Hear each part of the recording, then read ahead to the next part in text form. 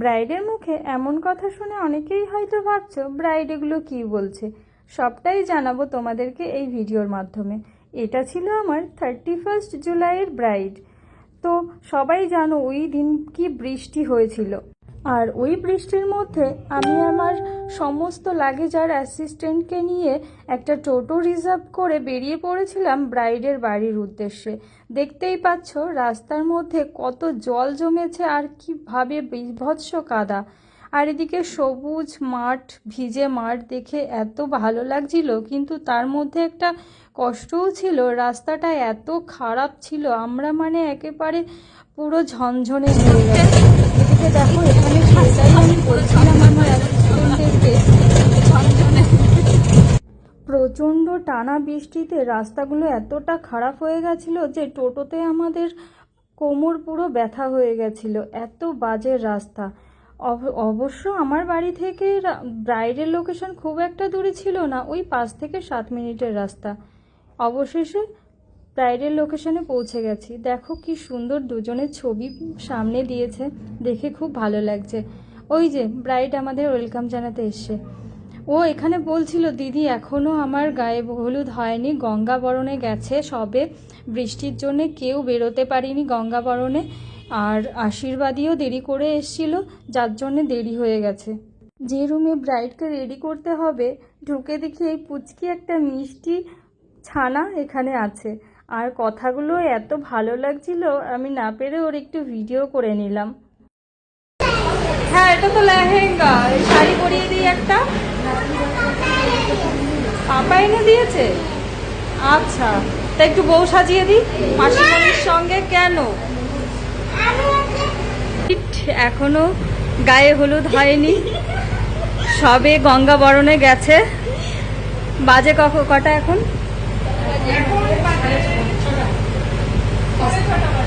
এখন 5:45 বাজে। ব্রাইডের এখনো গায়ে হলুদ হয়নি, গঙ্গাবরণে গেছে, সেখান থেকে আসবে, তারপর গায়ে হলুদ হবে। কখন আমি রেডি করতে বসবো জানি না। তো তোর ফিলিংসটা কিরকম হচ্ছে শুনি, এত তাড়াতাড়ি সাজবি? এবার নিশ্চয়ই বুঝতে পারছো ব্রাইড প্রথমে কেন ওই কথাগুলো বলছিল। সত্যি কথা বলতে ওদিন এতটাই বৃষ্টি ছিল যে গঙ্গাবরণে যাওয়ার কারোর পক্ষেই সম্ভব ছিল না বৃষ্টিতে ভিজে ভিজে। তো অবশেষে গঙ্গাবরণ সেরে চলে এসছে। ঘড়িতে তখন সন্ধ্যা 6:30 বাজে, তখনও ব্রাইডের গায়ে হলুদ হয়নি। অবশেষে গঙ্গাবরণ সেরে ওনারা চলে এলেন। আমি একটু উপর থেকে ভিডিও করছিলাম, আর এদিকে আমার ব্রাইডও ওদের সঙ্গে একটু নাচ শুরু করলো।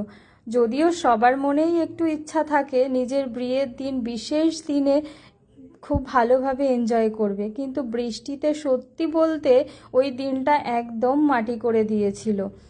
তারপর এখানে অনেকক্ষণ ধরে নাচানাচি করার পর 6:45 বাজে। সত্যি কথা বলতে প্রত্যেকটা মেয়েরই স্বপ্ন থাকে তার এই বিশেষ দিনটিতে একদম মনের মতো করে সাজবে এবং সমস্তটা এনজয় করবে, কিন্তু এই বৃষ্টিটা যা মাটি করে দিয়েছিল দিনটা, সত্যি বলতে সবারই মন খারাপ ছিল। আর আমারও তোমাদের উদ্দেশ্যে, আপকামিং যারা ব্রাইড আছো তাদের উদ্দেশ্যে কিছু বলার আছে। তোমরা প্লিজ সমস্ত রিচুয়ালসগুলো সময় মতো মেনটেন করে নিও, না হলে এই অবস্থা হবে। দেখো এদিকে ওর গায়ে হলুদ দিতে গেছে, তখনও এত ঝমঝমিয়ে বৃষ্টি, পুরো বৃষ্টির মধ্যে ভিজে ভিজে ওকে গায়ে হলুদ দিচ্ছিল। আর আমার তখন মাথায় টেনশন হচ্ছিল ওর চুলটা আমি এখন শুকাবো কী করে। এখন যদি ওই অত চুল শুকাতে যাই আমি কখন ওকে টাইম মতো রেডি করবো? অলরেডি তখন 7টা বাজতে গেছে ঘড়িতে, আর আমার মাথায় তো তখন টেনশন চলছিল কিভাবে আমি ওর টাইম মতো রেডি করব। এদিকে লগ্ন চলে আসছে, বড় চলে আসবে। তো তারপর ওর গায়ে হলুদ দেবার পরে আমি অনেকবার বলছিলাম চুলটা ভিজিও না। দেখো মাথার মধ্যে এক গাদা ধান দুব্বো, তারপরে বালি, এদিকে আমার স্টুডেন্ট বেছে বেছে ফেলছিল, আর চুলটা দেখো কি অবস্থা, ওর শ্যাম্পুও করতে পারেনি কারণ ওই শর্ট টাইমের মধ্যে শ্যাম্পু করা কিন্তু পসিবল না। এদিকে আমি সমস্ত প্রোডাক্ট গুছিয়ে নিয়েছি, তারপর অবশেষে ওকে রেডি করতে বসলাম। তবে মিডিলের ক্লিপগুলো আমি নিতে পারিনি, কারণ এত ব্যস্ততা ছিল, ওকে টাইম মতো রেডি করতে হতো, আমার হাতেও তেমন সময় ছিল না। এদিকে বারবার ইলেকট্রিক যাচ্ছিল আর আসছিল, সেই অন্ধকারের মধ্যেও মানে কি যে একটা পরিস্থিতি ছিল সেদিন, কি বলবো। আমি আর আমার ব্রাইডেরও খুব মন খারাপ ছিল, কারণ প্রত্যেকটা মেয়ের জীবনে একটাই মাত্র এরকম দিন আসে, আর সেই দিনটা যদি এই স্পয়েল হয় তো সবারই মন খারাপ হয়।